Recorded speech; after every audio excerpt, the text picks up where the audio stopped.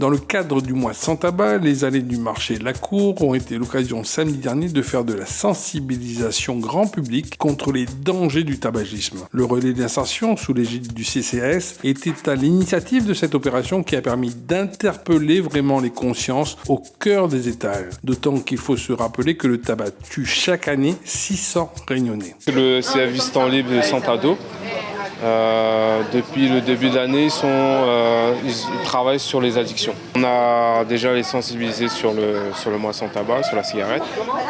Et ensuite, on leur a proposé de sensibiliser les gens sur le marché La Cour.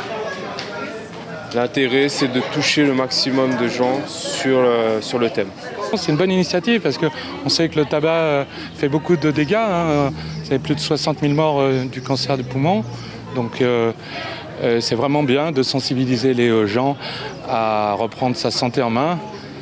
Voilà. Et puis moi, je suis vraiment sensibilisé parce que j'ai arrêté de fumer il y a un mois, mais j'ai pris les patchs il y a une semaine. Mais voilà, donc c'est bien, ils connaissent bien le sujet et c'est vraiment très bien.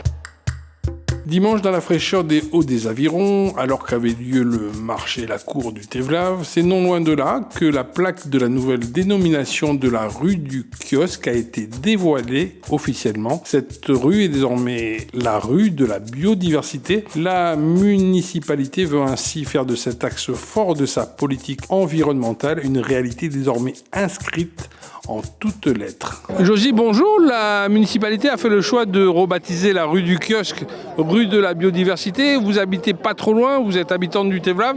Pour vous, c'est important ? Oui, c'est important ce changement de nom. Dans le temps, il y avait plus de forêts, de verdure, et là, on bâtit énormément. Donc, il y a moins, la forêt s'éloigne un peu de chez nous. Qu'on puisse retrouver ces plantes endémiques qui a bien disparu de notre village. Une biodiversité chère elle aussi aux scientifiques aux pieds nus, Thérésien Cadet, qui déjà avec le projet TKD, Thérésien Cadet, est mis à l'honneur aux Avirons avec le chantier vert de planter 6000 plantes endémiques et indigènes d'ici la fin de la mandature. Cette fois-ci, c'est la statue de Thérésien Cadet qui trône fièrement à l'angle de la rue des Hortensias et celle de la rue de la biodiversité. Il était important pour nous, les gens des Avirons, notamment ceux du village du Tevlav, que Thérésien Cadet puisse revenir dans son village de manière symbolique bien sûr, puisque là il s'agit d'une statue faite par le sculpteur Marco Agniem et qui, quand on regarde cette statue, il y a toute la symbolique de Thérésien Cadet.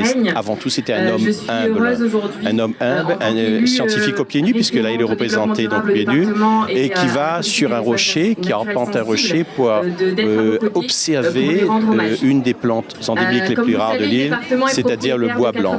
Donc c'est une journée importante qui s'inscrira dans l'histoire de la commune des Avirons, et plus particulièrement son village du Tevlav, et qui doit être le moyen d'accentuer notre volonté, de montrer notre volonté d'aller vers cette reconquête de la biodiversité réunionnaise.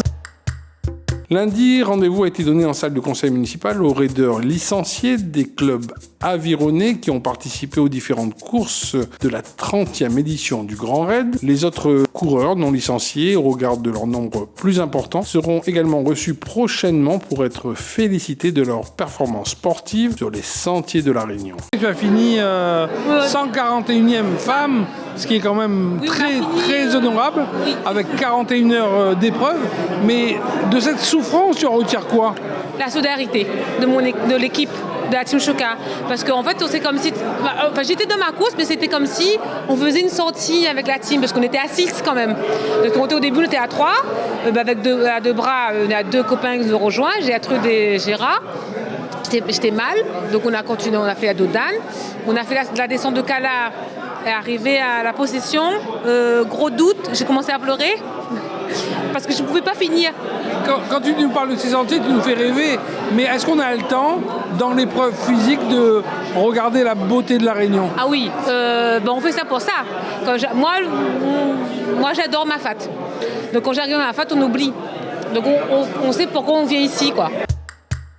Mercredi, et c'est à nouveau le relais de l'insertion qui était en action de sensibilisation auprès cette fois-ci des plus jeunes et toujours dans le cadre du mois sans tabac. Toutes les questions autour des méfaits du tabagisme précoce ont été abordés et discutés. Tu penses que ce genre d'atelier-là, c'est nécessaire? Il faut vraiment de la prévention pour que les jeunes fument de moins en moins?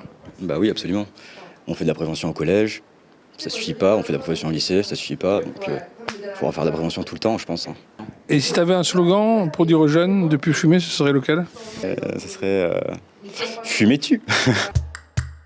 Jeudi, c'est la jeunesse en culotte courte qui était célébrée dans une ambiance d'outre-Rhin à l'école maternelle Charles-Émile Christ des Avirons. Les enfants apprennent l'allemand dès la grande section. Tous les marmailles ont ainsi fêté Saint-Martin, chevalier symbole de partage auprès de ceux qui vivent dans la pauvreté. Aujourd'hui, comme dans les écoles en Allemagne, normalement la Saint-Martin c'est le 11 novembre, mais comme c'est férié chez nous, donc on fête la Saint-Martin.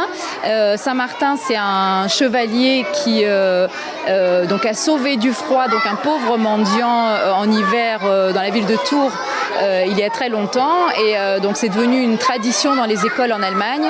À cette occasion, donc les enfants avec leurs maîtres et maîtresses fabriquent des lanternes, font un défilé, mangent une brioche de manière traditionnelle. Donc nous, en tant qu'école franco-allemande des Avirons, donc on perpétue la tradition allemande, et donc les enfants ont revêtu aujourd'hui les couleurs de l'Allemagne pour fêter la Saint-Martin, donc avec les lanternes qu'on a fabriquées avec eux. Ils vont chanter les chansons qu'on a apprises en allemand, et ils vont même reproduire donc la petite scène de Saint-Martin sur son cheval qui coupe sa cape en deux pour sauver ce pauvre mendiant du froid.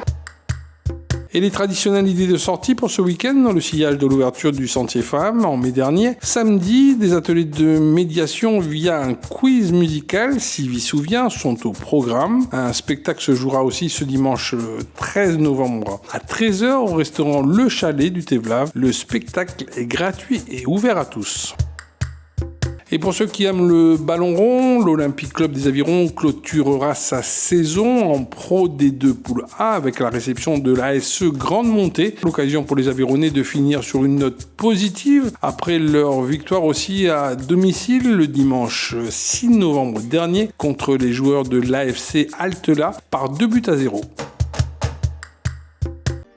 Ville les Avirons vers un territoire durable.